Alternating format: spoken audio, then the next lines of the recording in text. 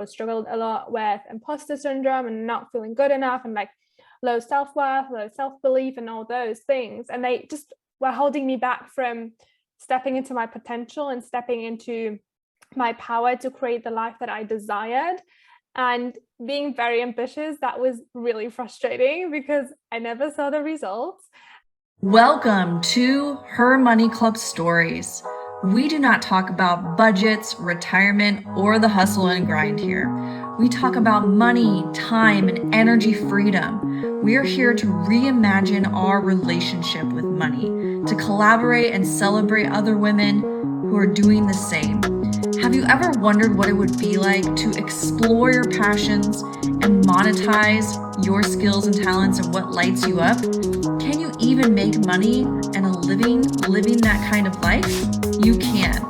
Her Money Club allows you to explore all of the possibilities to create the time, money, and joy your heart desires deep down. Tune in as we guide you in reimagining your relationship with money. Hello and welcome everyone to Her Money Club Stories. My name is Rachel Minnie, the founder of Her Money Club. The intention for these beautiful discussions is to collect women's stories of how they've overcome various challenges related to money and life and the journey that unfolds.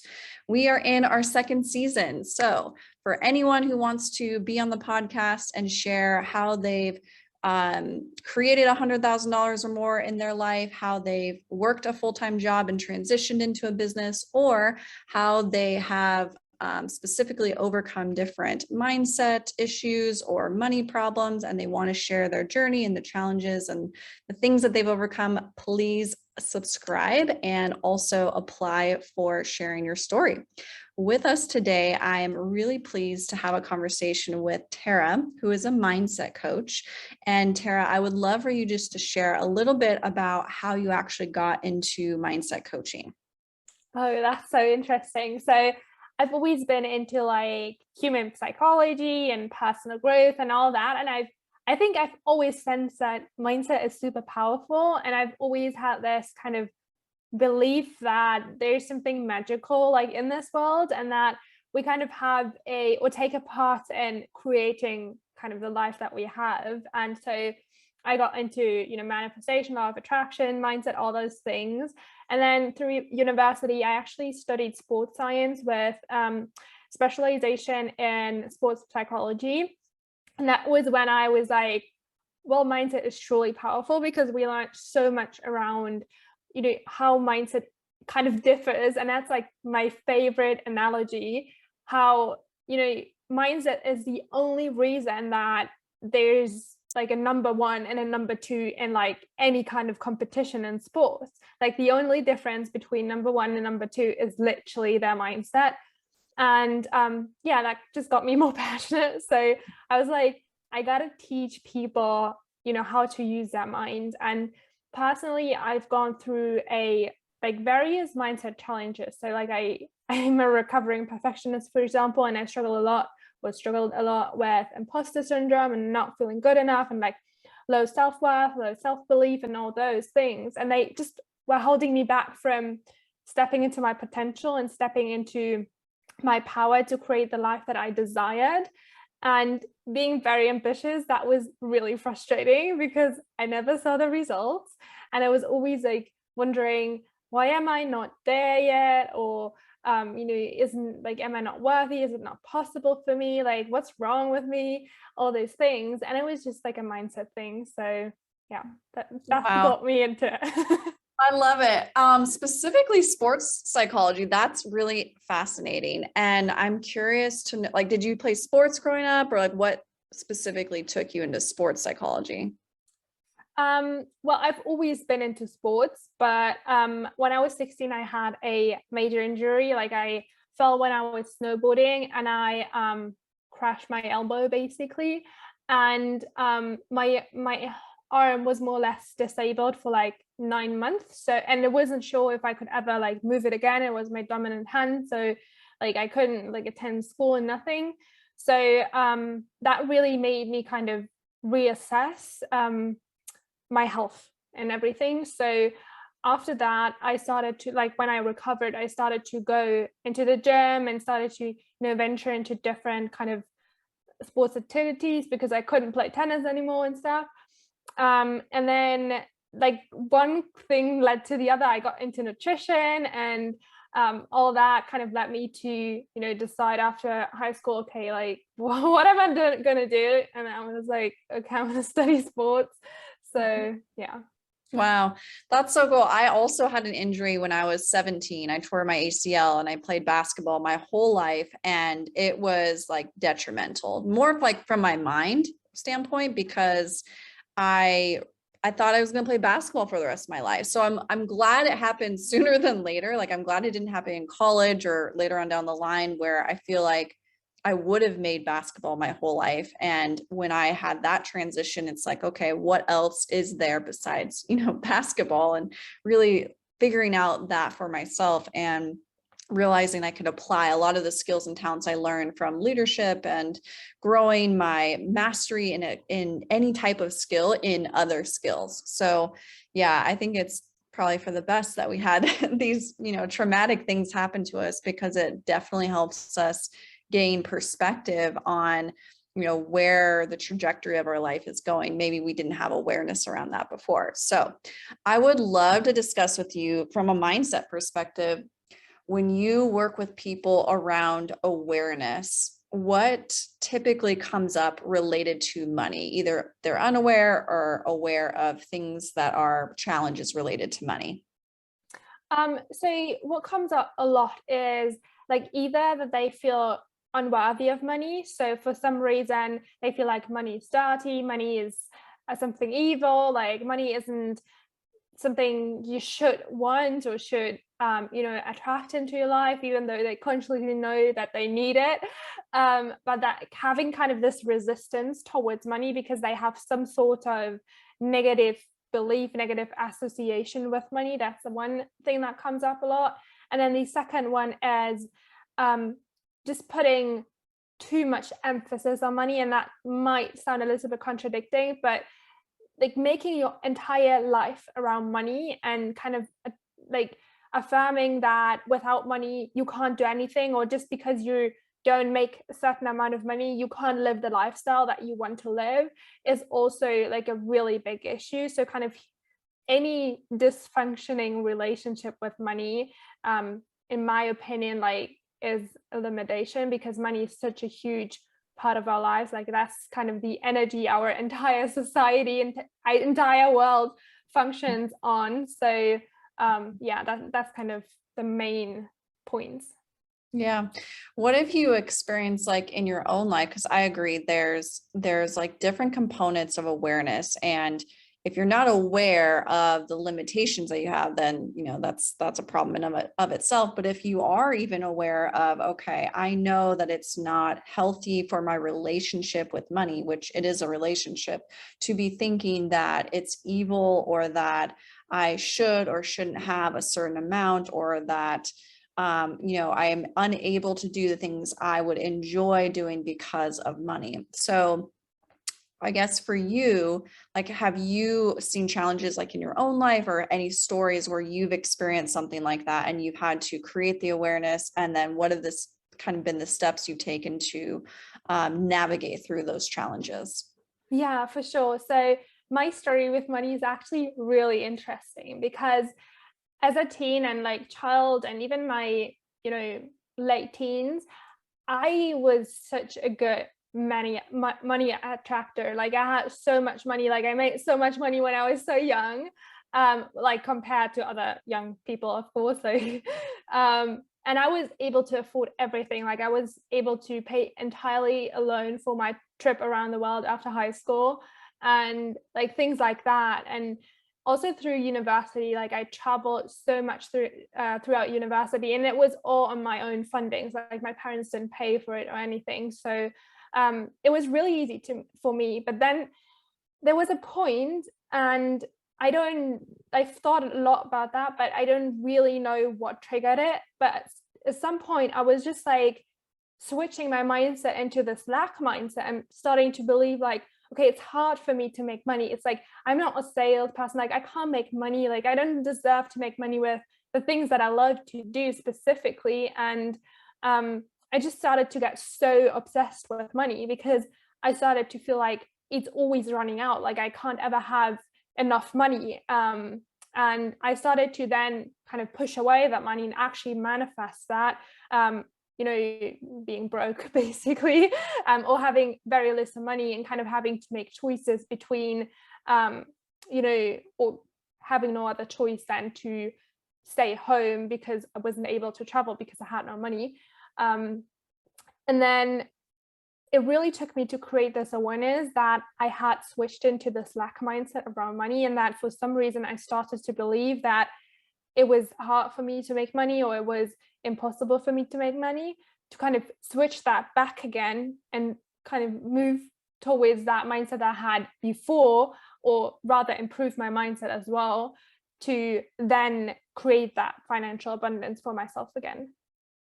How specifically did you switch back? Because, and I love that you're bringing this up because I had a similar story, and same thing, like growing up, it was easy. Like I made money really easily. Like I had tons of money. I had everything I ever wanted, all the shoes, all the things. Right. And then there was a point specifically when I was like 25, 26, I was running a business, kind of crash and burn from a health standpoint, went into bankruptcy, medical bills, all the things. And then coming out of that on the other side, that was like a big challenge to like pivot back into like understanding that I could make money and that I wasn't broken and that I was whole and that there's these elements that I had to work through with in my own ways of being to shift that paradigm. So what was it for you? Like and the reason I'm asking too is a lot of people ask me this question and ask, okay, what were the specific steps that you took? So if you have any like recollection of like things that like this was a pivotal moment, this was a pivotal moment, that would be super helpful to share. Yeah, for sure. So I think the most pivotal moment for me was just to, first of all, make the decision that I don't want to be broke anymore.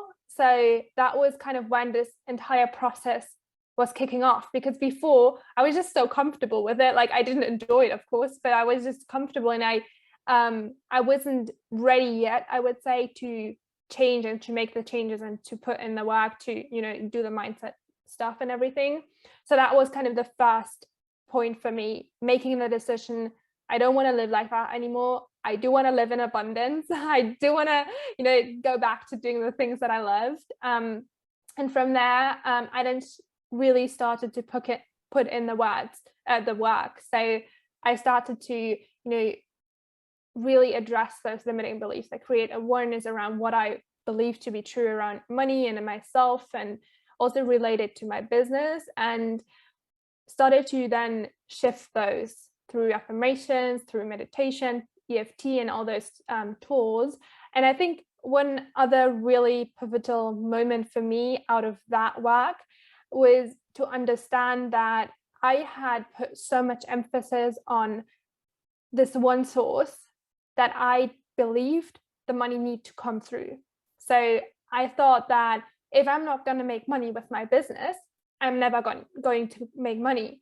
So I did ignore all the other ways in which money can manifest, and all the other avenues that I could, start or could bring into my life to manifest money. So that was the second kind of pivotal moment, and I started to really act upon that. I started to do more freelancing. I started to, do more investing and draw in a lot of, financial opportunities. And from there on, my mindset started to shift, because it was kind of proof for myself that I could make money. It was maybe not in the way that I intended to, but it was at least coming in. And then I think the last really pivotal moment, also resulting out of the mindset work that I did, was to detach from how it's going to come, and also when it's going to come. And I think a lot of people on like entrepreneurial journeys, they can relate that we put so much emphasis on how the money's going to come, like through this person or that avenue. And then also we need it right now, or we want it yesterday or something like that. And I just really started to detach from that and just trust in, the universe, basically, and trust to, the money flow in like it did before. Because when I was younger, like it didn't care how it came or when it came, it just came. And that's kind of what I returned back to.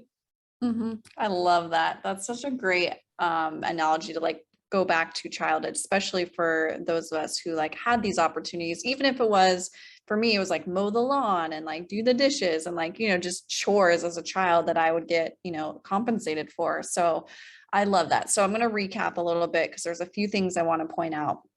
So the limiting belief for you was and you stated it kind of a little bit ago, but I can't do what I love and get paid and make money, right? There was some limitations around that. And so as you created these pivotal moments, some awareness started to show up around that misbelief, right? Around the, I can't do this because of these reasons. And from there, that awareness kind of grew, and you use some tools like EFT, meditation, maybe journaling, affirmation. So I love all of those tools, like any and all of those things are fabulous to really, again, create the awareness piece. And more awareness allows you to, seek out all the dark corners and elephants in the room and like really allow yourself to pivot into a new direction. And then really on the tail end of that, it's being super aware of when you do need to pivot moment by moment and not really attaching yourself to these different outcomes of how it looks. So what I've kind of call that is like being in the present moment, now, like you're just being in the now, and you're coming from this place of being and understanding that the universe and everything is working itself out in your favor. Everything is going to work out in your favor. You just get to show up to each new moment and be present and aware and stay focused on what your intentionality is. And then again, be detached from what that outcome looks like in the future. So I love that you brought up multiple ways to get paid, which I always talk about multiple streams of income, because this was like a game changer for me too. And especially when we're on entrepreneurial journeys, it's like, okay, I thought I was going to get 80 clients the first year out the gates. And like, that's how I was going to make money. I was like, that wasn't even close to how I made money. Like now it might be, but initially it's like, okay, I'm going to get paid over here and for this and for day trading and for real estate and for that. And that's actually makes it more fun because now I get surprised in the unknown ways that money will flow into my world. So maybe you have some stories like this where you've been like surprised by different ways that money has come in. And before you answer that, I want to also acknowledge that it's okay as an entrepreneur, you're a mindset coach. Like maybe that's not the only way you get paid. Like that's okay. And I think we sometimes demonize, if I'm a finance coach, the only way I can get paid is through that because that's who I am. That's my identity essentially. But there are a million ways to get paid $1 million. So I just want to open up people's mind that is possible and that's okay. It's not a bad thing. So. Yeah, totally. And like on that note, it also doesn't make you a bad whatever you want to make money in. Like it doesn't make me a bad mindset coach because I do have other avenues of income or income streams, or because I choose to make money through other things as well. So just on that note, and then in terms of different income streams or how money showed up unexpected for me, it was like I think it's hard to pinpoint for me like one specific example where money showed up unexpected in that sense. I would rather pinpoint opportunities in which, through which money then came in unexpected. So I remember like it was actually only a couple months, like half a year ago or something. My dad actually gave me and my brothers the opportunity to, live in one of his houses, and we could rent it through Airbnb. So that was kind of something I didn't expect because I wasn't working towards that, and I never really considered that to be an opportunity, because like obviously it's not my decision to make, but he just offered it without us even like mentioning anything. So like we got the opportunity first to like upgrade our lifestyle, and second then to, you know, have this income source as well. Another thing that I really, really celebrated, especially you know, a few years ago, was my ability to make money as a surf instructor. That's something that I've always dreamed of when I was a child. And then like I wasn't really consciously working towards that either, but just the opportunities presented itself and I just kind of subconsciously, I guess, worked towards it. And then that became a revenue stream for me. Yeah, so, and then like there's a lot of, you know, freelance opportunities. Like for some reason, it's always been super easy for me to get like clients in marketing or web design or something like that, even without me even, you know, consciously searching for those opportunities. They just come and like ask, can you help me with that? So kind of like that. That's awesome. I love that. And you're just really embodying like all of your skills, which I also enjoy when people recognize the skills that they have and just utilize them, right? There's so many ways to monetize the skills that everyone already has. And it sounds like that's exactly what you're doing. You're doing something, you're really tuning into what you enjoy, what you love to do. And it doesn't have to be the same thing every single day. And it can look like so many different ways. And those opportunities just continue to abound and enter into your life, which is fantastic. I love that. There was something I was going to bring up, but I forgot. So that's okay. I'm curious to know, what has been your biggest fear with money, whether you've overcome it or not?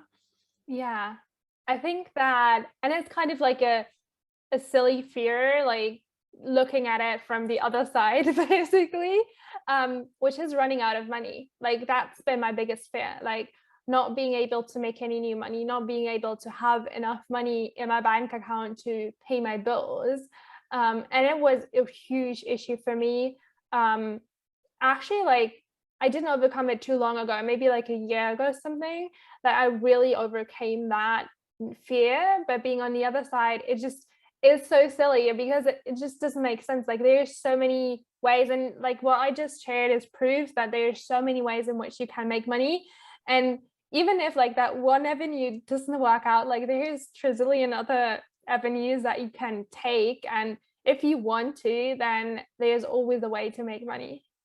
Always. There is evidence all around us. We just have to see it. And sometimes I even have people write down your evidence that this is working, write down your evidence that there's opportunities, write down your evidence that you make money. Because when you start to intentionally put energy towards the evidence, you start to see that, oh yeah, it is happening. And like this thought that keeps perpetuating isn't actually the truth, and where I can lend my attention to.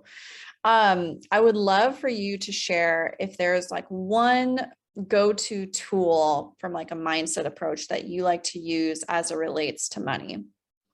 Yeah, definitely. So it is related to money, but it can also be applied to literally anything. And that's just, you know, reframing your limiting belief, basically, because a lot of times, like picking up where you left off, we self-sabotage, like we stand in our way of doing the actions or believing or taking or seeing those opportunities that could bring in more money. So like your number one responsibility should always be to get out of your own way.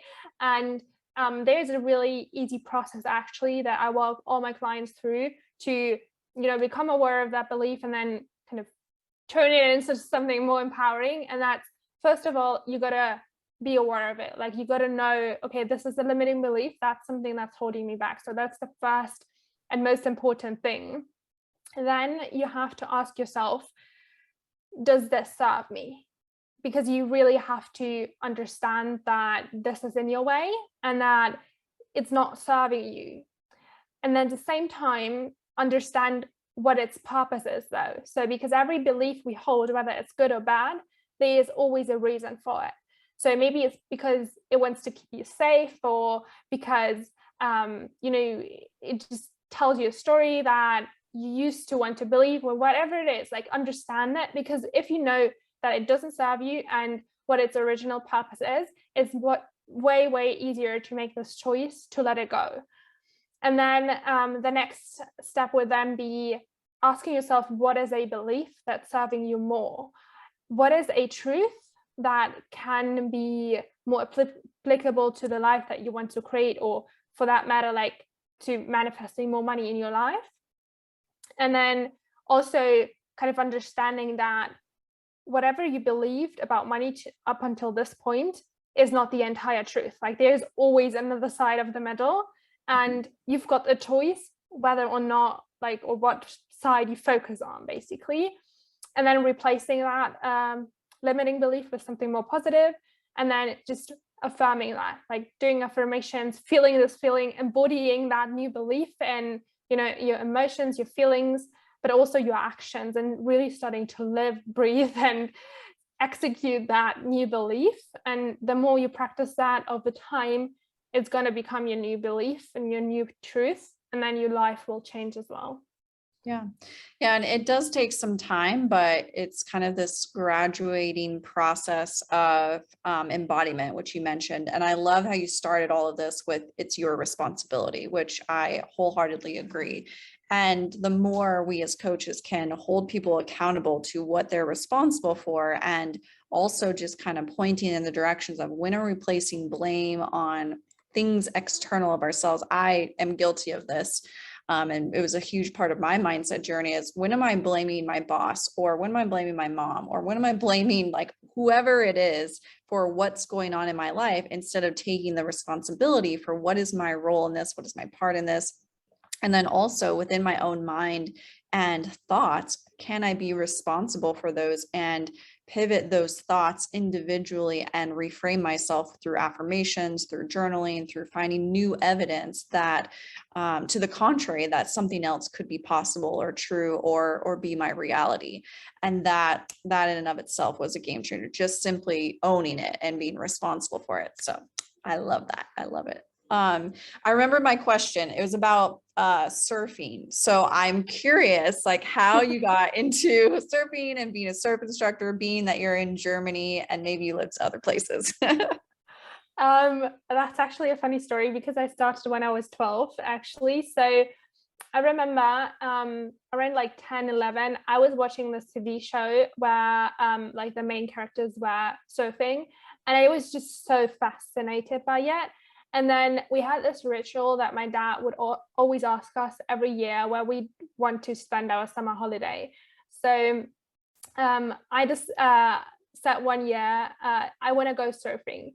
So he booked a surf camp for all of us, and we started surfing, and I just fell in love with it because truth is, and not many people know that, but I've never really felt connected to here, like where I grew up. I never felt like I would fit in here, or like this place just doesn't really resonate with my energy, I guess, and neither does German society.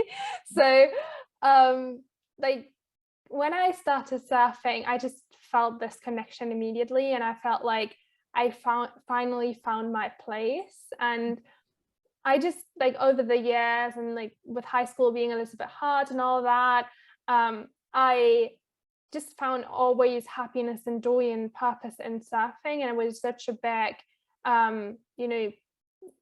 safe harbor for me, I guess. And so everything I did, like from there on, I kind of like put it in the direction of surfing. So I started traveling, of course, because I wanted to, but also because I wanted to surf. And I did like exchange years in university to be able to surf and all those things. Yeah. Wow, that's so incredible. I love that. That's a great story. You really lit up when you were talking about it. I was like, oh, I have to go back to that because that was important. Awesome. Well, before we wrap up, I would love for you to share how people can find you on social media and anything that you want to talk about as far as programs or things that you got going on. Yeah, sure. So the best place to connect with me is on Instagram. It's tara.fischer. Really easy, really simple. That's where I'm available all the time. And then in terms of, programs, what I've got going on, like I've got a one-on-one program that's really tailored towards mindset. So it's structured out in a way that helps people step into the headspace and the energy they need to be in to manifest their desires, whether that is money or business success or love or whatever it is. Like, I do specialize in like everything related to abundance, whether that's location freedom, financial freedom, or time freedom or something like that. But like mindset, like I said, is core to everything.